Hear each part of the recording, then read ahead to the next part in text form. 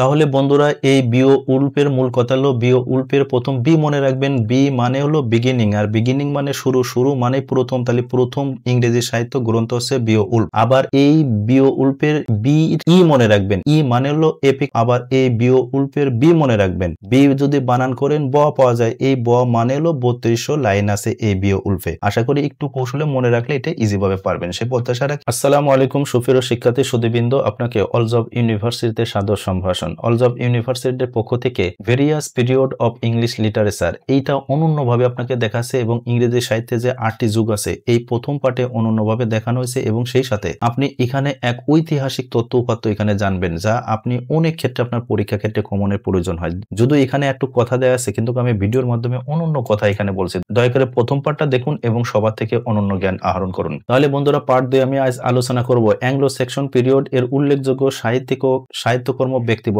তার মানে আমাদের যেমন বাংলা সাহিত্যের আদি যুগ বা চর্যাপদ যেভাবে প্রথম বাংলা সাহিত্যের আদি যুগ পাওয়া গেছে এবং বিভিন্ন সাহিত্য তথ্য পাওয়া যায়, তদ্রূপ ইংরেজি এই আপনার ওল্ড ইংলিশ পিরিয়ড বা অ্যাংলো সেকশন পিরিয়ডে এই গ্রন্থগুলো পাওয়া গেছে। এর বাইরে আর নাই। এই জন্য এইগুলো আয়ত্ত করলে আপনার যে কোনো পরীক্ষায় আপনি সুন্দরভাবে উত্তর দিতে পারবেন এবং এর মনে রাখার কৌশল সহ আপনি এই পাঠে আয়ত্ত করবেন। তাহলে বন্ধুরা লক্ষ্য করুন, the old English period or Anglo Saxon period এটা শুরু হয়েছে 450 থেকে 1050 এবং এই সংখ্যাটা মনে রাখার কৌশল আমি পার্ট 1 এ দেখাইছি, দয়া করে দেখবেন। আর এই 450 থেকে 1066 ভিতর প্রথম ইংরেজি সাহিত্য হচ্ছে আপনার এই বিও ও। তাহলে বন্ধুরা ইংরেজি সাহিত্যের প্রথম গ্রন্থ বা প্রথম মহাকাব্য হচ্ছে এই বিও উল্ফ। আর এইটার লেখককে এটা পাওয়া যায় না, এই জন্য বলা হয় অ্যানোনিমাস, মানে লেখকের নামহীন, কোনো পরিচয় পাওয়া যায় না। আর এই বিও উল্ফ এর যে যাবতীয় তথ্য আছে এটা মনে রাখার কৌশল আমি এখানে সুন্দর করে ব্যাখ্যা করছি, খুব মনোযোগ দিয়ে লক্ষ্য করুন। তাহলে বন্ধুরা এই বিও উল্পের মূল কথা হলো বিও উল্পের প্রথম বি মনে রাখবেন। বি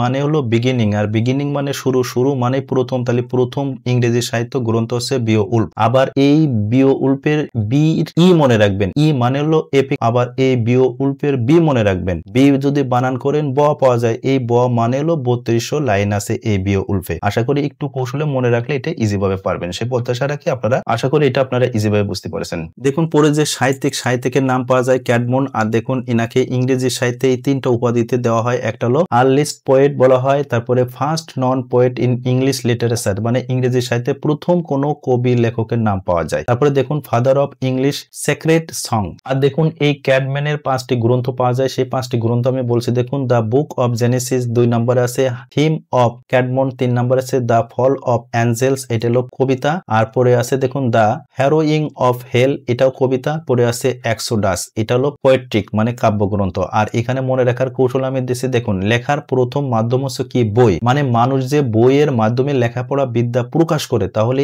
এই বই দিয়ে মনে রাখবেন যে ইংরেজি সাহিত্যের প্রথম কোন লেখকের নাম পাওয়া যায় সেটা হলো দ্য বুকস অফ জেনেসিস, আর সেই প্রথম বইয়ের লেখকের নাম হচ্ছে ক্যাডমন। এভাবে কৌশল একটু আয়ত্ত করলে ইজি ভাবে বুঝবেন। পরের লেখক দেখুন কেও উল্ফ। আর ইনি 8ম শতাব্দীতে একজন সন্ন্যাসী ছিলেন। আর ইনার এই 4টি গ্রন্থ পাওয়া যায়। তার মধ্যে দেখুন দ্য ফেট অফ অ্যাপোস্টল 2 নম্বরে আছে, দ্য লিপ অফ সেইন্ট 3 নম্বরে আছে, অ্যালেন্স 4 নম্বরে আছে, জুলিয়ানা। তাহলে এইগুলো মনে রাখুন এবং অনন্যভাবে শিখুন। পরের লেখক দেখুন সেন্ট ভেনারেবল বেড। আর ইনার 2টা উপাধি আছে, একটা আছে ফাদার অফ ইংলিশ লার্নিং আর একটা আছে the first historian of English literature. তাহলে এই 2টা উপাধি আপনার মনে রাখতে হবে। এবং এই সেন্ট ভেনারেবল বেড এই 2টা উপাধি যে লাভ করে এটার মূল কারণ হচ্ছে একটি গ্রন্থ লিখে তিনি বিখ্যাত হন। সেটা হচ্ছে কি ecclesiastical history of the English people. এই গ্রন্থ লেখার জন্য দেখুন তিনি এই একটি গ্রন্থ লিখেই প্রখ্যাত হন। তাকে এই গ্রন্থ রচনার জন্য ডক্টর অব দ্য চার্চ উপাধি ভূষিত করা। দেখুন এই সেন্ট ভেনারেবল বেড এর এই উপাধিটা আপনি মনে রাখার কৌশল আমি কি দিয়েছি একটু লক্ষ্য করুন। মনে রাখার কৌশল চার্চ এর সাথে সম্পর্ক হলো বাইবেল অথবা বেদ, মনে হচ্ছে একই উচ্চারণ। মানে হলো এই যে বাইবেল, এই বাইবেল ধর্মগ্রন্থ লোকে থাকে কোথায় 100% চার্চে থাকে। তাহলে এই বাইবেল এবং বেদ শব্দটি মনে হচ্ছে প্রায় এক। তাছাড়া দেখুন এই যে সেন্ট আছে, সেন্ট মানে দরবেশ বা ধার্মিক, তাহলে ধার্মিকের সাথে সম্পর্ক কার এই চার্চের। তাহলে আপনি মনে রাখবেন ডক্টর অফ চার্চ কার উপাধি এই সেন্ট ভেনারেবল বেডের কথা মনে রাখবেন। একটু কৌশলে মনে রাখতে পারলে আপনি ইজি ভাবে পারবেন। তাহলে দেখুন king Alfred the great inner একটি উপাধি আছে, সেই উপাধিটা হলো the founder of English pros. এই প্রোজ মানে গদ্য বা প্রবন্ধ লেখক। তাহলে ইংরেজি সাহিত্যের গদ্য বা প্রবন্ধ লেখকের জনক বা প্রতিষ্ঠাতাকে কিং আলফ্রেড দ্য গ্রেট। আর তার বিখ্যাত সেই গ্রন্থটা হলো এইটা the Anglo Saxon Chronicle, the first monument in English prose. তার মানে ইংরেজি সাহিত্যের প্রথম গদ্য বা প্রবন্ধ লেখক হলো এই দ্য অ্যাংলো সেকশন ক্রনিক্যাল এই গ্রন্থটা, এটা অবশ্যই আপনারা মনে রাখবেন। ইনার আরেকটা গ্রন্থ হচ্ছে দ্য কনসোলেশন অফ ফিলোসফি।